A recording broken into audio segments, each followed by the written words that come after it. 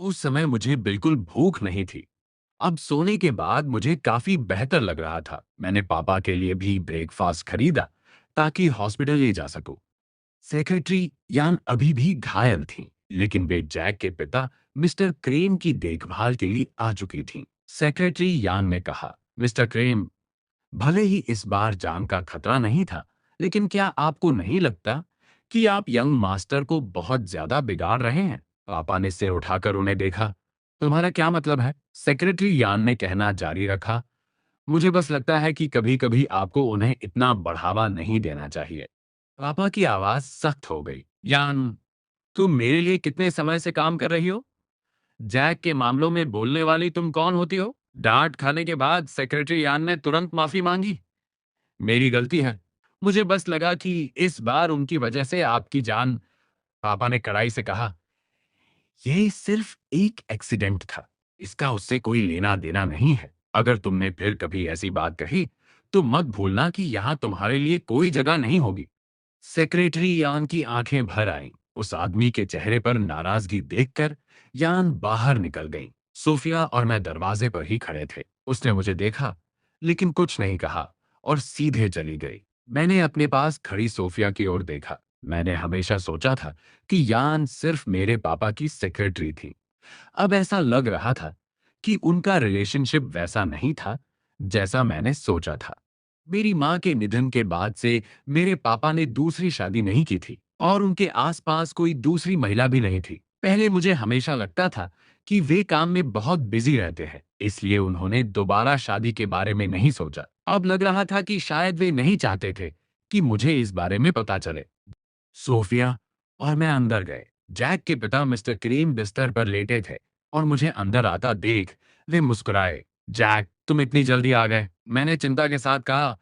मैं वॉरीड था, इसलिए आ गया। मैं आपके लिए ब्रेकफास्ट भी लाया हूँ। सूफिया ब्रेकफास्ट को एक तरफ ले गई और बैग खोला। मैंने पूछा, आज आप कैसा महसूस कर रहे हैं? उन्होंने सिर हिलाया। ठीक हूँ।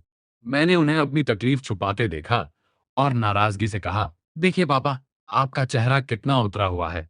मैंने उन्हें खाना खिलाया, लेकिन वे ज्यादा नहीं खा सके। उन्होंने बस थोड़ा सा दलिया पॉरेज पिया। मैंने पूछा, पापा, क्या आप अभी सेक्रेटरी यान को डांट रहे थे? पापा की नजर मुझ पर पड़ी। तुमने सब सुन लिया? मैंने कहा, वह बस आपके लिए चिंतित थी। मैं तो बस चाहता था कि आप वापस आ जाएं और कुछ दिन घर पर रहें, ताकि उस संकट क्राइसिस से बचा जा सके। किसे पता था कि मैं आपके लिए नई मुसीबत खड़ी कर दूंगा। मुझे तो यह भी शक होने लगा था कि क्या मेरे पापा की किस्मत में ही यह संकट लिखा था। पापा ने मुझसे कहा, तुम्हारे साथ रहने के लिए वापस आना मेरा फर्ज है। अच्छा सुनो, अब यहाँ तुम्हारे लिए करने को कुछ नहीं है। तुम और सोफिया पहले वापस जाओ। उन्होंने बताया कि मिस वांग भी आज पहुंच रही हैं और उनके साथ देखभाल के लिए वे ठीक रहेंगे। मैं सच में चैन से नहीं था। क्या मैं आपके साथ वापस नहीं जा सकता? बात यहाँ तक पहुंच गई थी कि मुझे लगा, जब तक मैं पापा को इस संकट से पूरी तरह बाहर निकलते न देख लूं, मुझे शांति नहीं मिलेगी। पापा ने कहा, देखो तुम कितने बड़े हो गए हो, फिर भी पापा से ऐसे चिपके रहते हो। सोफिया जैक को वापस ले जाओ, उसके एग्जाम्स आने वाले हैं, उसे पढ़ाई पर फोकस करने दो। सोफिया ने सिर हिलाया। जी। मैंने सोफिया की तरफ देखा और जब देखा कि पापा फैसला कर चुके हैं, तो मैंने और जिद नहीं की। मैंने पापा से कहा, पापा, मैंने पहले एक सपना देखा था। पापा ने पूछा, कैसा सपना? मैंने कहा, मैंने सपना देखा कि मेरे कॉलेज एंट्रेंस एग्जाम से पहले आप एक बिजनेस ट्रिप पर गए और वहां हाईवे धंसने कोलैप्स की घटना हुई। उस सपने में मेरे पापा मेरे पास नहीं रहे। मैं बेवजह जिद नहीं कर रहा था कि आप घर आएं, मैं बस डरा हुआ था। मुझे लगा अगर आप घर आ जाएंगे तो आपका ऐसा एक्सीडेंट नहीं होगा। मुझे उम्मीद नहीं थी कि आप फिर भी चोटिल हो जाएंगे। हालांकि पापा अब ठीक थे, लेकिन वह खतरा अभी टला नहीं था। मैं चैन से नहीं था और मुझे लगा कि मुझे पापा को चेतावनी देनी चाहिए। मेरी बात सुनकर पापा लाचारी से मुस्कुराए। सपने हमेशा हकीकत के उलट होते हैं। मुझे थोड़ा बुरा लगा, लेकिन सपने में सब कुछ इतना असली था कि मुझे तारीख तक याद थी। मुझे याद है वह 26 मई थी। वह एक्सीडेंट लॉन्ग चांग और सीन के बीच वाले हाईवे सेक्शन पर हुआ था। मुझे इतना सीरियस होकर बात करते देख पापा ने कहा, ठीक है, मैं समझ गया। एक बार डिस्चार्ज होने के बाद मैं सीधे तुम्हारे साथ घर चलूंगा, जब तक तुम्हारे एग्जाम्स खत्म नहीं हो जाते। मैं कहीं नहीं जाऊंगा। ठीक है? मैंने सिर हिलाया।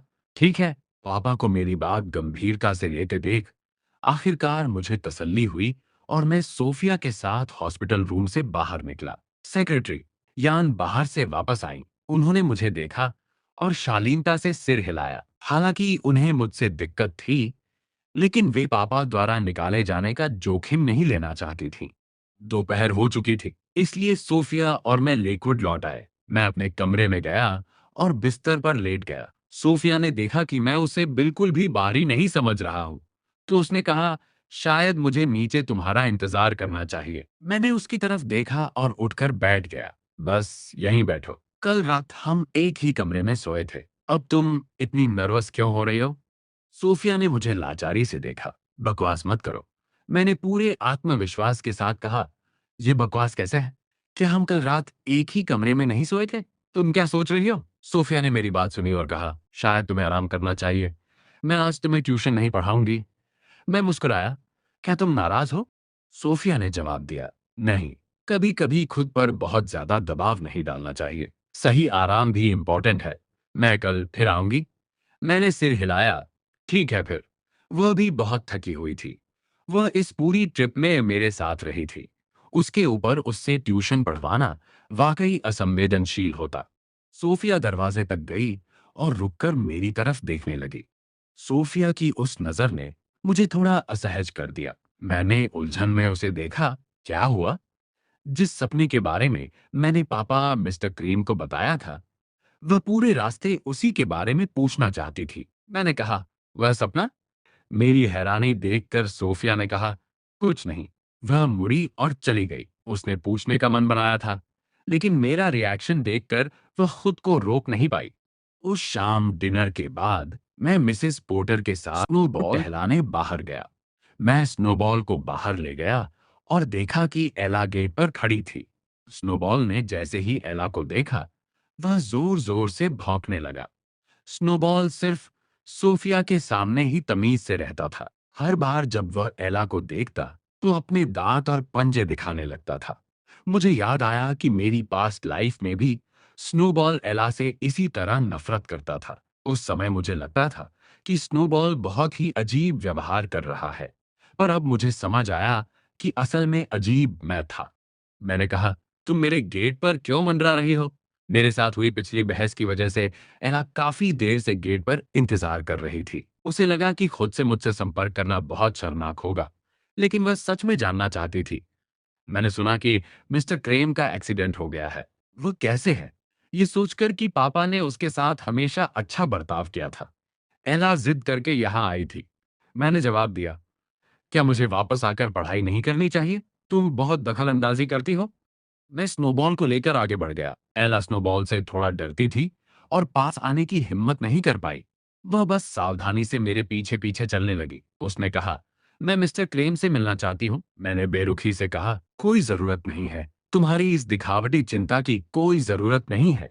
इस वक्त उसका चिंता जताने के लिए दौड़कर आना, किसे पता उसके दिल में क्या स्कीम चल रही थी।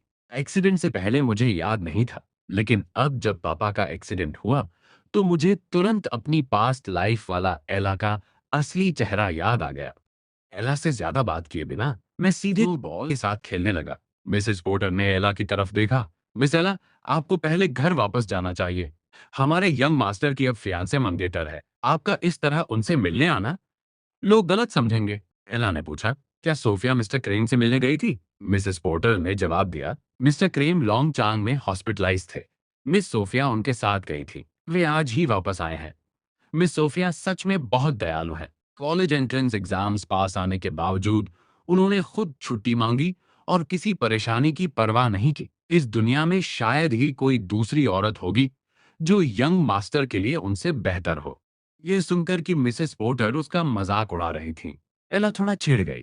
पहले अगर मुझे कोई बड़ी प्रॉब्लम होती, तो मैं पक्का सबसे पहले उसे ही ढूंढता था। उस समय उसे मैं बहुत कष्टप्रद अनोइंग लगता था। लेकिन अब जब मैंने उसे ढूंढना बंद कर दिया था और हर चीज के लिए सोफिया के पास जाने लगा था, तो उसे बहुत खालीपन महसूस हो रहा था। मैं स्नोबॉल को वापस लेकर आया और देखा कि मिसेस पोर्टर पास में अकेली खड़ी थी। एला अब वहां नहीं थी। मिसेस पोर्टर ने कहा, मैंने उसे आपके और मिस सोफिया के लॉन्ग चांग जाने के बारे में बताया। वह थोड़ी अपसेट लग रही थी। उसने कुछ नहीं कहा और बस चली गई। मैंने पूछा, मिसेस पोर्टर, क्या आपको लगता है कि सभी औरतें ऐसी ही होती हैं? उन्होंने पूछा, कैसी? मैंने बात जारी रखी। जब आप उनके साथ अच्छे होते हैं तो उन्हें लगता है कि आपकी कोई कीमत नहीं है, और जब आप उन्हें इग्नोर करते हैं तो वे आपको असहज करने के लिए ये दिखावटी प्यार का नाटक करती हैं। मिसेस पोर्टर ने कहा, यह सच है। मैं हंस दिया। अब इस बारे में और परवाह नहीं करना चाहता था। 26 मई को पापा डिस्चार्ज हो चुके थे। वे कुछ दिन पहले ही वापस आ गए थे, क्योंकि मैंने उनसे कहा था कि 26 तारीख को बाहर न निकलें। वे 2 दिन पहले ही लेकोड आ गए थे। सेक्रेटरी यान और मिस वांग भी उनके साथ वापस आए थे। उस दोपहर वे अपने पजामा में स्टडी रूम में बैठे थे और कुछ रुका हुआ काम संभाल रहे थे। सेक्रेटरी वांग अंदर आई और कहा, मिस्टर क्रेम, कुछ हुआ है? पापा ने ऊपर देखा। सेक्रेटरी वांग ने कंप्यूटर खोला और पापा को वह खबर दिखाई जो उन्होंने अभी ऑनलाइन देखी थी। लॉन्ग से सीन के बीच का हाईवे सेक्शन धंस गया था। 1 दर्जन से ज्यादा कारें नीचे गिर गई थीं और भारी जान माल का नुकसान हुआ था। सेक्रेटरी वांग ने कहा, हमारे असली शेड्यूल के हिसाब से बच्चों को सामान पहुंचाने के लिए सीन जाने का काम आज ही होना था। अगर आप जल्दी नहीं निकलते, अगर हम आज गए होते, तो शायद हम भी इस एक्सीडेंट की चपेट में आ जाते। पापा मिस्टर क्रेम ने उनकी शांत आवाज में की गई इस एनालिसिस को सुना, लेकिन उनका दिमाग बार बार उसी बात पर जा रहा था जो मैंने उस दिन हॉस्पिटल में उनसे कही थी। समय, स्थान, उस दिन मैंने एक भी जानकारी गलत नहीं दी थी। उस वक्त उन्हें लगा था कि मैं बस बच्चों जैसी बातें कर रहा हूं। अब पीछे मुड़कर सोचने पर उनकी रीढ़ की हड्डी में एक सिहरन दौड़ गई। तभी सेक्रेटरी यान भी अंदर आई। उन्होंने पापा की ओर देखा। मिस्टर क्रिम, पापा ने उनकी तरफ देखा। क्या बात है? सेक्रेटरी यान दोषी महसूस कर रही थी। मैंने अभी न्यूज देखी। ये सब मेरी गलती है। न्यूज देखकर उनकी पहली प्रतिक्रिया राहत की थी। अगर मैंने हंगामा न किया होता और पापा को जल्दी वापस आने के लिए मजबूर न किया होता, तो वे आज उसी एक्सीडेंट का हिस्सा होते। पापा ने हाथ हिलाया। खुद को दोष मत दो। तुम बस मेरे लिए वॉरीड चिंतित थी। तुम सब अब जा सकती हो। उन्होंने कंप्यूटर की ओर देखा और उन्हें वह बात याद आई जो सोफिया ने उनसे पहले होटल के बारे में कही थी। उस वक्त सोफिया भी स्कूल में थी। उसने भी न्यूज को ऑनलाइन देखा और उसे मेरी हॉस्पिटल रूम वाली बात याद आई। उस समय उसे लगा था कि शायद मैं बस बकवास कर रहा हूं। अब लग रहा था कि वो बकवास नहीं थी। इसे इंपीरियल होटल वाली घटना से जोड़कर देखा जाए तो यह वाकई दिलचस्प था।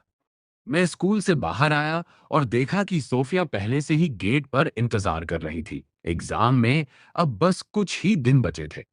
मैं उसके पास गया और उसे देखा। तुम अचानक यहाँ कैसे? कुछ बताया भी नहीं। सोफिया मुझे एकटक देख रही थी। तुम्हें देखने आई हूँ। उसकी उस गहरी नजर ने मुझे थोड़ा असहज कर दिया। मैंने कहा, चलो खाना खाते हैं। वह आज थोड़ी अजीब लग रही थी। कार में बैठते ही सोफिया ने खिड़की की ओर इशारा किया और मेरी तरफ देखा। मैंने अभी न्यूज देखी। मैंने अनजान बनते हुए पूछा, कैसी न्यूज? सोफिया की आवाज बहुत कोमल थी। हाईवे धंसने वाली खबर। ये सुनकर मुझे थोड़ा अजीब लगा और मैंने नजरें फेर ली। ओह, सच में? मैंने अपना फोन खोला, जैसे मैं उसे पहली बार देख रहा हूं। असल में मुझे ये बात बहुत पहले से पता थी। स्कूल में ही मैंने इसे सोशल मीडिया पर देख लिया था और मुझे राहत थी कि पापा इस आपदा से बच गए। तभी सोफिया ने अचानक पूछा, ऐसा लगता है कि तुम्हारा सपना काफी सटीक एक्यूरेट था। मैंने खांसते हुए कहा, लगता तो ऐसा ही है। उम्मीद नहीं थी कि सच में ऐसा कुछ हो जाएगा। शुक्र है पापा ठीक है। सोफिया मेरे पास ही बैठी थी। उसके चेहरे पर उलझन भरे भाव थे। जैक, पिछली बार तुमने कहा था कि इंपीरियल होटल में आग लगने का खतरा है। क्या वह भी एक सपना था? उसे ऐसा बोलते देख मुझे लगा कि उसने मुझ पर ध्यान देना शुरू कर दिया है। मैंने कहा, बिल्कुल। तुम्हें और क्या लगा? उसने उत्सुकता से पूछा। तो क्या तुमने अपने सपने में मेरे और अपने बारे में भी कुछ देखा था? वह मुझे बहुत देखने लगी। लगी उसकी परफ्यूम की धीमी और मादक खुशबू कार के उस छोटे से हिस्से में भर गई थी। वह धीरे धीरे मेरी ओर झुकी इतनी पास कि मैं उसकी पलकों की हरकत और उसकी सांसों की गर्माहट अपने चेहरे पर महसूस कर सकता था। हमारे बीच की दूरी अचानक खत्म हो गई थी। सड़क की रोशनी खिड़की से छनकर उसके चेहरे पर पड़ रही थी, जिससे वह और भी रहस्यमयी और खूबसूरत लग रही थी। दुनिया जैसे बाहर थम सी गई थी और मेरा दिल जोर जोर से धड़कने लगा। मैंने अपना हाथ बढ़ाया और धीरे से उसे पीछे धकेला। मैं ऐसे सवाल का क्या जवाब देता कि मैंने सपने में देखा था कि मैंने एला के लिए सब कुछ लुटा दिया, बुरी तरह मरा और अंत में उसे ही मेरी लाश उठानी पड़ी। सूफिया ने चुपचाप खुद को पीछे धकेलने दिया और अपनी सीट पर बैठ गई, लेकिन उसकी आंखें अब भी मुझ पर टिकी थीं। हम दोनों खाना खाने गए। मुझे लगा कि सोफिया मुझे लगातार देख रही है और मुझे थोड़ा डर भी लग रहा था, क्योंकि ये लड़की बहुत स्मार्ट थी। मैंने सोचा, कहीं उसने यह अंदाजा तो नहीं लगा लिया कि मेरा पुनर्जन्म रिबॉर्न हुआ है। मैंने उससे नजरें चुराने की कोशिश की और ऑर्डर देने के बाद अचानक मेरी नजर सोफिया से मिल गई, तो मैंने बात बदलने के लिए कुछ कहा। ओह, सोफिया, तुम्हारा बर्थडे कब है? मैं इतने समय से उसके साथ था, लेकिन उसने कभी अपने बर्थडे का जिक्र नहीं किया था। कॉलेज एंट्रेंस एग्जाम्स के बाद मेरा बर्थडे आने वाला था, लेकिन मुझे उसका पता ही नहीं था। सोफिया ने मेरी बात सुनी और आखिरकार मेरे सपनों के बारे में सोचना बंद किया। मेरा बर्थडे तो निकल गया, 2 महीने पहले। मैंने उसे अविश्वास से देखा। तुमने मुझे बताया क्यों नहीं? मैं हर दिन तुम्हारे साथ था, फिर भी मुझे पता नहीं चला कि तुम्हारा बर्थडे निकल चुका है। मेरी हैरान कर देने वाली प्रतिक्रिया देखकर सोफिया की आवाज थोड़ी धीमी हो गई। जैक, मैं अपना बर्थडे सेलिब्रेट नहीं करती। मैंने उसकी ओर झुकते हुए पूछा, तुम अपना बर्थडे क्यों नहीं मनाती? मुझे पहले लगा था कि उसने मुझे इसलिए नहीं बताया क्योंकि वह मुझे अपना दोस्त नहीं मानती, लेकिन असल में बात कुछ और ही थी। इस विषय का जिक्र होते ही सोफिया के चेहरे पर एक अजीब सी उदासी और जटिलता आ गई। कुछ देर खामोश रहने के बाद उसने कहा, जिस दिन मेरी माँ का निधन हुआ, वही मेरा बर्थडे था। मैं सन्न रह गया। एक पल के लिए जैसे मेरे शब्द गले में ही अटक गए। मुझे गहरा पछतावा और अपराध बोध महसूस हुआ। मुझे माफ कर दो, सोफिया, मुझे इस बारे में नहीं पता था। सोफिया ने मेरी आंखों में देखते हुए बड़ी शालीनता से कहा, कोई बात नहीं, मुझे तुम्हारे साथ अपनी बातें साझा करने में बुरा नहीं लगता। फिर मैंने उसका हाथ थाम लिया, यह जताने के लिए कि अब वह अकेली नहीं है। हमने बिना कुछ कहे एक दूसरे को देखा और उस खामोशी में हजारों शब्द बह गए। खाना खाते समय मैंने फिर कुछ नहीं पूछा। तभी पापा मिस्टर क्रेम का कॉल आया। मैंने अपनी चॉपस्टिक्स नीचे रखी और फोन उठाया। पापा? पापा ने पूछा, अभी तक वापस नहीं आए? हाईवे धंसने वाली खबर के बाद वे मुझे देखने के लिए काफी बेचैन थे और मैं अभी तक घर नहीं पहुंचा था। मैंने जवाब दिया, मैं सोफिया के साथ बाहर खाना खा रहा हूं। सोफिया ने सिर उठाकर मुझे देखा। मैंने पूछा, पापा, क्या आपने खाना खाया? उन्होंने कहा, अभी नहीं, मैं तुम्हारा इंतजार कर रहा था।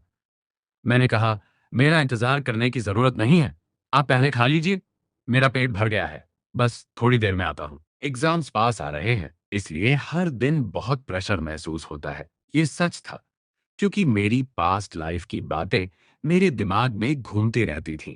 फोन रखने के बाद मैंने सोफिया से कहा, पापा का फोन था। आमतौर पर जब मैं घर नहीं आता था तो पापा पूछने की जहमत नहीं उठाते थे। उनका फोन करके मुझे बुलाना वाकई दुर्लभ रेयर था। मुझे अंदाजा था कि पापा भी उस हाईवे वाली घटना की वजह से डरे हुए थे। खाने के बाद जब मैं घर पहुंचा तो दरवाजा सेक्रेटरी यान ने खोला। यान मास्टर आ गए। आज वे कुछ ज्यादा ही उत्साहित और विनम्र लग रही थी। मैंने शालीनता से कहा, गुड इवनिंग। सेक्रेटरी यान ने सिर झुकाकर माफी मांगी। मुझे माफ कर दीजिए, मैं उलझन में था। ये माफी किस लिए? उन्होंने कहा, पहले मुझे हमेशा लगता था कि आपकी वजह से मिस्टर क्रेम को चोट पहुंची है, इसलिए मुझे आपसे दिक्कत थी। लेकिन अब लग रहा है कि मेरी सोच कितनी छोटी थी। मैंने हाथ हिलाते हुए कहा, खुद को दोष मत दीजिए, आप बस मेरे लिए वॉरीड थी। पापा कहाँ हैं? लिविंग रूम में। मैंने देखा कि पापा पहले से ही इंतजार कर रहे थे। मुझे अकेला वापस आते देख उन्होंने पूछा, सोफिया तुम्हारे साथ नहीं आई? मैंने जवाब दिया। वह मुझे गेट पर छोड़कर चली गई। क्या आपको मुझसे कुछ काम था पापा? पापा ने एक जटिल भाव के साथ मुझे देखा। मुझे लगा वे कुछ और पूछेंगे, लेकिन उन्होंने सिर्फ मेरी पढ़ाई के बारे में पूछा। एग्जाम प्रिपरेशन कैसी चल रही है? मैंने जवाब दिया, काफी अच्छी। सोफिया मुझे ट्यूशन पढ़ा रही है। उसका एडमिशन पहले ही हो चुका है, इसलिए वह अपनी पढ़ाई से ज्यादा मुझ पर फोकस कर रही है। पापा ने कहा, सोफिया तुम्हारे लिए बहुत अच्छी है। मैंने मुस्कुराकर कहा, जी पापा, अब आप जल्दी आराम कीजिए। उन्हें मुझे आराम करने के लिए कहते देख मैंने उत्सुकता से पूछा, क्या आपको और कुछ नहीं कहना?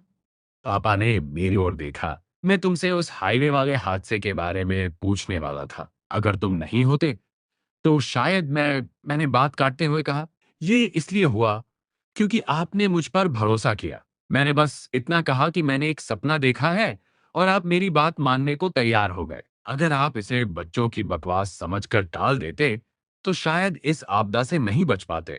आप वाकई इस दुनिया में मेरे लिए सबसे अच्छे इंसान हैं। कॉलेज एंट्रेंस एग्जाम के दौरान पापा की सेहत में काफी सुधार हो चुका था। वे खुद मुझे एग्जाम सेंटर तक छोड़ने आए और गेट पर खड़े होकर इंतजार भी किया। रयान और उसकी दोस्त प्री भी उसी सेंटर पर थे। जब वे पहुंचे तो उन्होंने गेट पर पापा की शानदार कार खड़ी देखी। मैं कार से बाहर निकला और सेक्रेटरी यान मेरे पास खड़ी थी। प्री ने तुरंत रयान को कोहनी मारी, देखो, वह जैक नहीं है, वह फिर से उस बड़ी उम्र की औरत को अपने साथ एग्जाम दिलाने ले आया है। स्कूल में हमेशा यह अफवाहें उड़ती रहती थी कि मुझे किसी बड़ी उम्र की औरत ने पाल रखा है, बीइंग केप्ट। लेकिन मैंने कभी सफाई नहीं दी थी क्योंकि मैं सोफिया के करीब था। लोग ज्यादा बोलने की हिम्मत नहीं करते थे। री ने अपना फोन निकाला और एक फोटो खींच ली। रयान ने पूछा, तुम क्या कर रही हो? प्री हंसी, सबूत रख रही हो। एक बार सोफिया इसे देख ले, फिर मजा आएगा। देखते हैं कि वह अब भी जैक के साथ रहती है या नहीं। हालांकि वे सोफिया के स्कूल में नहीं थे, लेकिन कुछ म्यूचुअल फ्रेंड्स, साझा दोस्त तो हर जगह होते ही है। प्री ने फोटो खींचते ही उसे आगे भेज दिया। देखते ही देखते वह फोटो लिली के हाथों में पहुंच गई। लिली ने तुरंत सोफिया को वह फोटो भेजी। सोफिया, देखो क्या यह तुम्हारा बॉयफ्रेंड है? सोफिया ने एक नजर फोटो देखी और शांति से जवाब दिया, हाँ। लिली ने भी मेरे पापा की सेक्रेटरी को पहले कभी नहीं देखा था, इसलिए वह आग बबूला हो गई।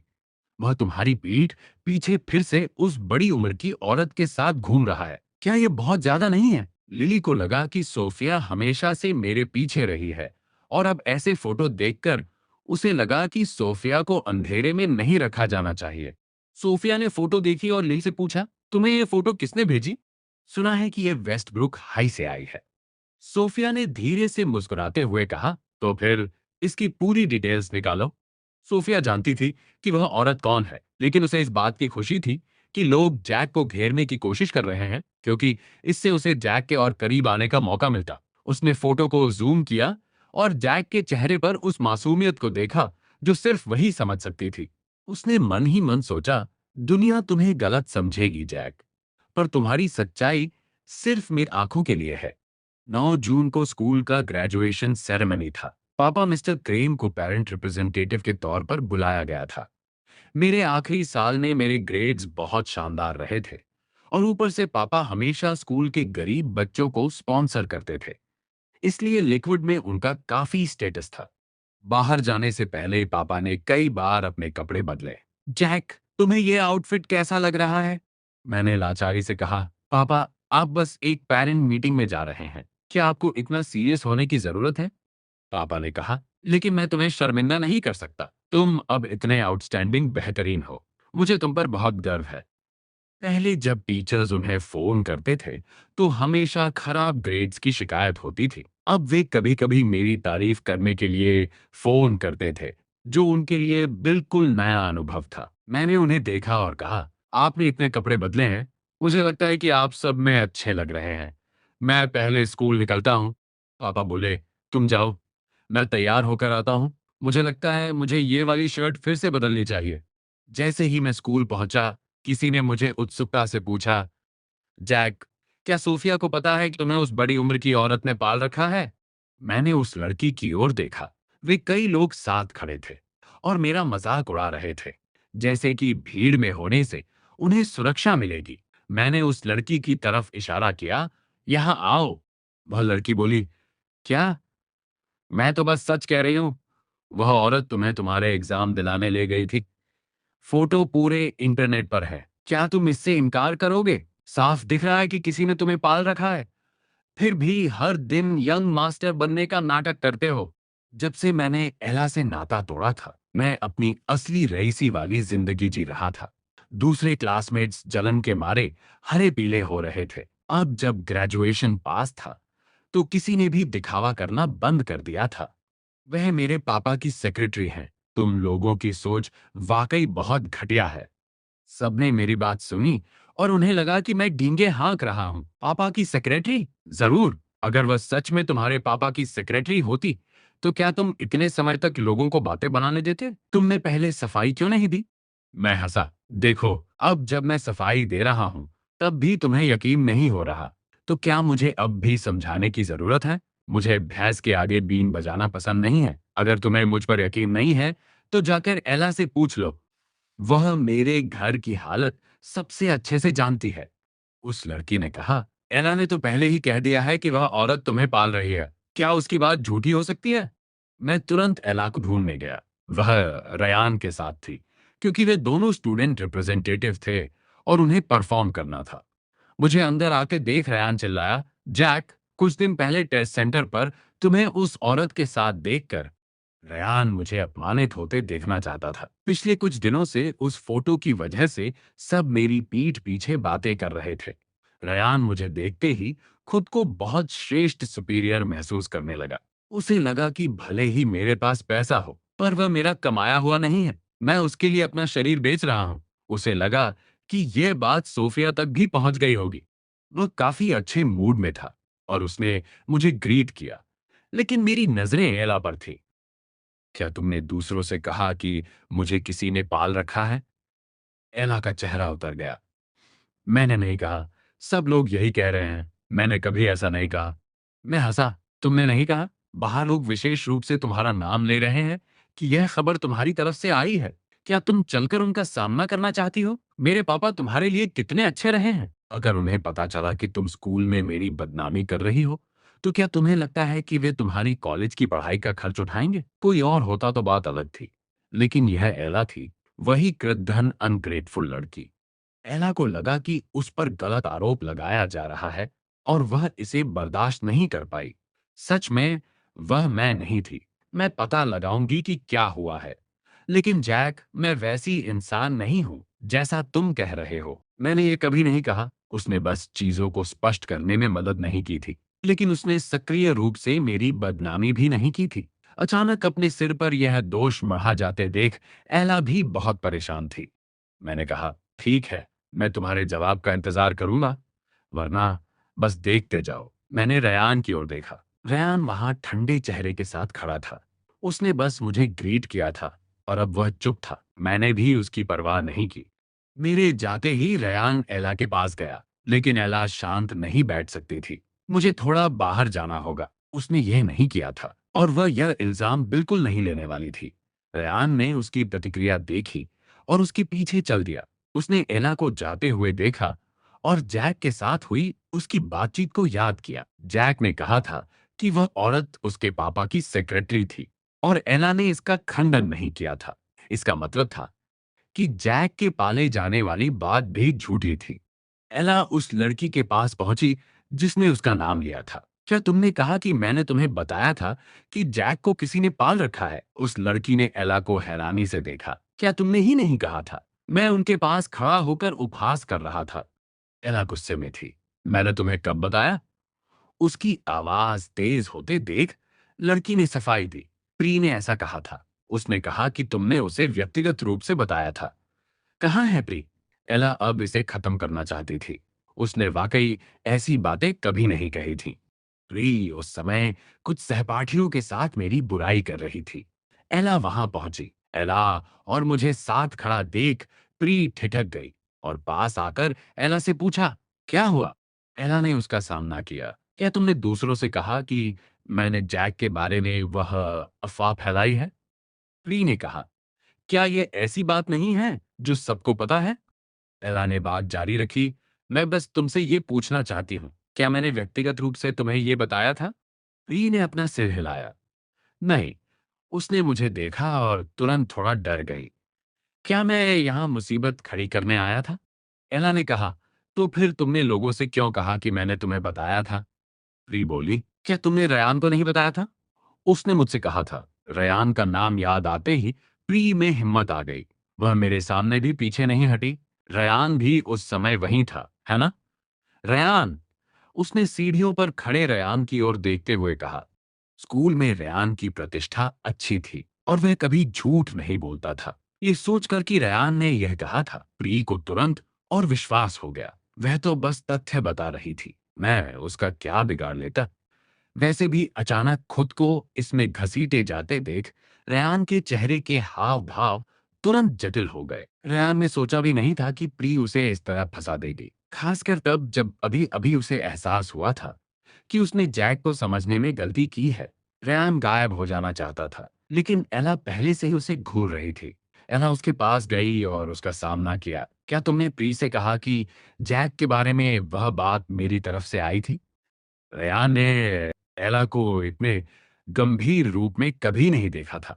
जब उनके बीच झगड़े होते थे, तब भी वह इतनी नाराज नहीं हुई थी। एला ने बेचैनी से जोर दिया, कुछ बोलो, मैं तुमसे पूछ रही हूँ, क्या मैंने तुम्हें बताया था या नहीं? अगर पापा मिस्टर क्रेन को इस बारे में पता चला, तो एला ये इल्जाम बिल्कुल नहीं लेना चाहती थी। वह अभी भी अपनी कॉलेज की पढ़ाई के लिए पापा के भरोसे थी। सबकी नजरें रयान पर थीं। आखिरकार रयान बोला और एला से कहा, मैंने ऐसा कभी नहीं कहा। एला ने उसे देखा, तुम्हारा क्या मतलब है?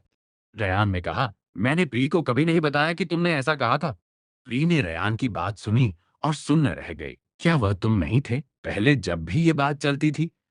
तुमने हमेशा मेरे साथ इस पर चर्चा की थी। रेहान भी इस सिद्धांत का बड़ा समर्थक था कि मुझे किसी बड़ी उम्र की औरत ने पाल रखा है। लेकिन अब जब बात बिगड़ने लगी, तो उसने पासा पलट दिया। रेयान ने प्री की ओर देखा और बड़ी मासूमियत से पूछा, मैंने तुम्हें ऐसा कब कहा था? एला ने बीच में टोकते हुए कहा, प्रीम कह रही है कि जैक को किसी ने पाल रखा है। यह बात तुमने फैलाई है। प्री हकलाते हुए रयान और फिर एला की ओर देखने लगी। इससे पहले कि प्री कुछ कह पाती, रयान फिर बोल पड़ा, वैसे भी क्या तुम ही वह नहीं थी जो हमेशा कहती थी कि जैक किसी के टुकड़ों पर पल रहा है? अगर तुम बार बार यह नहीं कहती, तो मैं भी धोखा नहीं खाता। तुम ही हर जगह ऑनलाइन पोस्ट कर रही थी, है ना? और तुमने ही जैक की उस औरत के साथ फोटो ली थी और कहा था कि तुम इसे वेस्ट ब्रुक हाई के ग्रुप में भेजोगी ताकि सोफिया इसे देख सके। रेयान खुद को डूबने नहीं दे सकता था। उसने सारा कीचड़ प्री पर उछाल दिया। प्री ने फटी आंखों से रेयान को देखा और चिल्लाई, यह सच नहीं है। अगर तुम नहीं होते, तो मैं यह सब कभी नहीं करती। वह रेयान को अपना सबसे अच्छा दोस्त मानती थी और हमेशा उसके लिए खड़ी रहती थी। लेकिन अब रेयान उसे अकेला छोड़कर सारा दोष उसी पर मढ़ रहा था। रेयान ने कड़वी मुस्कान के साथ कहा, जैसे उसके साथ बहुत बड़ा अन्याय हुआ हो। एनकोट प्री, तुम्हारा चरित्र ही ऐसा है। तुम्हें सहपाठियों की पीठ पीछे बात करने में मजा आता है। अब जब मुसीबत आई है, तो तुम मुझे नीचे गिराना चाहती हो। हम इतने समय से दोस्त हैं। मुझे आज पता चला कि तुम असल में कैसी इंसान हो। पास खड़े सहपाठियों ने जब प्री को बहस करते देखा, तो सब उसे ही कोसने लगे। बस करो प्री, रयान तुम्हारे लिए कितना अच्छा रहा है। जब तुम्हें स्कूल से निकाला जा रहा था, तब उसने ही तुम्हारे लिए मिन्नतें की थी। अब तुम उसे ही फंसा रही हो। तुम तो आस्तीन का सांप निकली। सब लोग बारी बारी से प्री को डांट रहे थे और रयान को बचा रहे थे। मैंने रयान की ओर देखा। वो अब भी कितना मासूम लग रहा था, लेकिन वो हमेशा से ऐसा ही था। जब भी कुछ होता, वो सबसे बेगुनाह बन जाता था। प्री सबका अपमान सह नहीं पाई और रोते हुए बाहर भाग गई। एला ने मेरी ओर देखा और कहा, तुमने खुद देख लिया, ये मैंने नहीं कहा था। क्या तुम इस जवाब से संतुष्ट हो? मैं हंसा। तुम्हें लगता है कि मैं संतुष्ट हो सकता हूँ? एला बोली, तुम्हारा क्या मतलब है? तुम्हें जवाब चाहिए था, मिल गया। ऑनलाइन पोस्ट भी प्री ने ही की थी। मैंने यह नहीं किया है, तो मुझे फंसाने की सोचना भी मत। यहाँ तक कि तुम्हारे पापा के सामने भी मैं यही कहूंगी। तभी रयान मेरे पास आया और बड़े दुख के साथ बोला, जैक, यह सब मेरी गलती है। मुझे तुमसे माफी मांगनी चाहिए। मैंने उसे उत्सुकता से देखा। ओह, सच में? क्या उसे माफी का मतलब भी पता था? प्री के साथ उसके इतने अच्छे संबंध थे। उसने उसके लिए क्या कुछ नहीं किया? और इसने उसे एक पल में बेच दिया। वाकई प्रभावशाली। रयान ने कहा, मेरी गलती यह है कि जब प्री वह सब कह रही थी तो मैं उसे रोक नहीं पाया। मुझे कुछ दिन पहले ही पता चला कि वो ऑनलाइन पोस्ट कर रही है। मैं उसे हटाने के लिए कहने वाला था, पर वो बहुत जिद्दी है। अगर तुम मुझसे नफरत भी करो तो मैं उसे स्वीकार करूंगा। मैंने उपहास करते हुए कहा, तो तुम कह रहे हो कि इसमें तुम्हारा कोई हाथ नहीं है? उसने अपने हाथ पूरी तरह साफ कर लिए थे। रयान ने आ भरी। हालांकि मेरा इससे कोई लेना देना नहीं है, फिर भी प्री मेरी दोस्त है। मैं उसकी तरफ से तुमसे माफी मांगता हूँ। उसे एक और मौका दे दो। मैंने उसके मासूम चेहरे को देखा। रयान, मुझे यकीन नहीं है कि इसमें तुम्हारा कोई हाथ नहीं है। रयान ने सिर झुका लिया। उसके चेहरे पर अपराध बोध का एक कतरा भी नहीं था। मैं समझ सकता हूँ अगर तुम्हें मुझ पर भरोसा नहीं है। अगर कोई मेरे बारे में ऐसी बातें करता तो मैं भी बहुत नाराज होता। बस एला, तुम मुझे गलत मत समझना। रयान ने एला की ओर इस तरह देखा जैसे वह सब कुछ सिर्फ उसके भले के लिए कर रहा हो। एला ने रयान को देखा और उसे याद आया कि कैसे पहले जब जैक की बदनामी हो रही थी तो उसने कभी उन्हें रोका नहीं था, और अब जब मुसीबत आई तो रयान उसे बचा रहा था। ये देखकर एला का दिल रयान के लिए थोड़ा और पिघल गया। एला ने मुझसे कहा, मामले की जांच हो गई है। अगर तुम्हें प्रीन से दिक्कत है तो ठीक है, लेकिन रयान निर्दोष है। तुम इस बारे में इतने तर्कहीन नहीं हो सकते, है ना? उसका बचाव करने का अंदाजा बिल्कुल साफ था। जैसे ही एला ने रयान का पक्ष लिया, आसपास के दूसरे लोग भी मेरी आलोचना करने लगे। सही बात है, इस मामले का रयान या एला से कोई लेना देना नहीं है। जैक, इतने छोटे दिल के मत बनो। हम सब क्लासमेट्स हैं। लोग वाकई ढोंग करने में माहिर होते हैं। मैंने देखा कि सब रयान के लिए बोल रहे थे और मुझे इन बेवकूफों के मुंह लगने में कोई दिलचस्पी नहीं थी। रेहान ने मुझसे कहा, अगर और कुछ नहीं है तो हम अपनी रिहर्सल जारी रखेंगे। ये कहकर उसने एला की ओर देखा। चलो चले। वे दोनों मुझे अकेला छोड़कर चले गए। मैं मुड़ा और दरवाजे की ओर चल दिया। जैसे ही मैं बाहर निकला, मैंने देखा कि पापा मिस्टर क्रेन प्रिंसिपल के साथ चले आ रहे थे। अंकल वेल्स भी वहां थे और पापा के साथ किसी बॉडीगार्ड की तरह चल रहे थे। मैंने खुद जाकर पापा से बात नहीं की। मैं बस यहाँ वहां टहल रहा था। तभी मुझे एक क्लासमेट मिला। मैंने उससे पूछा, क्या तुमने प्रीन को देखा है? उसने बताया, कोई उसे ढूंढ रहा था। वह बाहर चली गई। सुना है कि वेस्टब्रुक हाई से कोई आया था। मैं गेट तक गया, पर वह वहां नहीं थी। इसलिए मैंने परवाह करना छोड़ दिया। जब ग्रेजुएशन सेरेमनी शुरू हुई, तब तक प्रीन वापस नहीं आई थी। मैं अपनी सीट पर बैठा पापा को स्टेज पर जाते देख रहा था। वे सूट में बहुत ही प्रभावशाली और शानदार लग रहे थे। आदरणीय स्कूल लीडर्स, टीचर्स और प्यारे छात्र छात्राओं, शुभ संध्या। मैं जैक का पिता रिचर्ड क्रेम हूँ। जैसे ही पापा ने अपना नाम लिया, पूरे हॉल में सन्नाटा छा गया। पापा ने आगे कहा, शायद आपने पहले मेरा नाम न सुना हो, लेकिन मुझे यकीन है कि लेकवुड स्प्रिंग वाटर के बारे में हर कोई जानता है। आज यहाँ खड़ा होना मेरी अपनी वजह से नहीं, बल्कि मेरे बेटे की वजह से है। पिछले एक साल में उसने बहुत मेहनत की है और उसके ग्रेड्स में जबरदस्त सुधार हुआ है। लेकवुड स्प्रिंग वाटर शहर का एक बहुत बड़ा ब्रांड था और हर कोई उससे वाकिफ था। तो आखिरकार सबको पता चल गया कि मेरे पापा उस साम्राज्य के मालिक थे। जो लोग सोच रहे थे कि मुझे किसी ने पाल रखा है, उनके चेहरे देखने लायक थे। रयान पास ही बैठा था। उसके माता पिता भी आज आए थे, लेकिन चूंकि वे कोई मशहूर लोग नहीं थे, इसलिए पेरेंट रिप्रेजेंटेटिव के तौर पर मेरे पापा को चुना गया। स्टेज पर उस शानदार व्यक्तित्व वाले व्यक्ति को देखकर और फिर मेरे बगल में बैठे होने के एहसास ने रयान को पहली बार उस फासले गैप का अंदाजा कराया। मैं वाकई एक यंग मास्टर था, न कि किसी के टुकड़ों पर पलने वाला। पापा का भाषण खत्म होने के बाद रयान के माता पिता तुरंत खड़े हो गए और उनकी ओर लपके। मिस्टर क्रेम, नमस्ते। आपसे मिलकर बहुत खुशी हुई।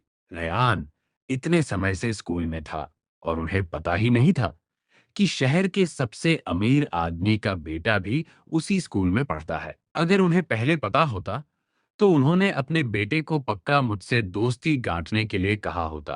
पापा पहले स्कूल कम ही आते थे। अक्सर उनकी सेक्रेटरी ही मीटिंग्स में आती थी, इसलिए बहुत से माता पिता उनसे कभी नहीं मिले थे। मैं पापा के पास खड़ा रेयान को देख रहा था। साफ था कि वह इस तरह की सोशलाइजिंग का हिस्सा नहीं बनना चाहता था, लेकिन फिर भी वह अपने माता पिता का साथ दे रहा था। उसके माता पिता बातों के जादूगर लग रहे थे, ठीक रेयान की तरह। तभी अंकल वेल्स भी वहां आ गए। वे एला को अपने साथ खींचते हुए लाए थे। अंकल वेल्स ने पापा से कहा, मिस्टर क्रेम, ये मेरी बेटी एला है। पिछले कुछ दिनों में आपने जो इसकी देखभाल की, उसके लिए शुक्रिया। इसे सब याद है। जब यह लेकवुड ग्रुप ज्वाइन करेगी, तो यह पक्का आपके लिए कड़ी मेहनत करेगी। वैसे भी इसका और यंग मास्टर जैक का रिश्ता बहुत गहरा है। अब तो ये दोनों ग्रेजुएट भी हो गए हैं।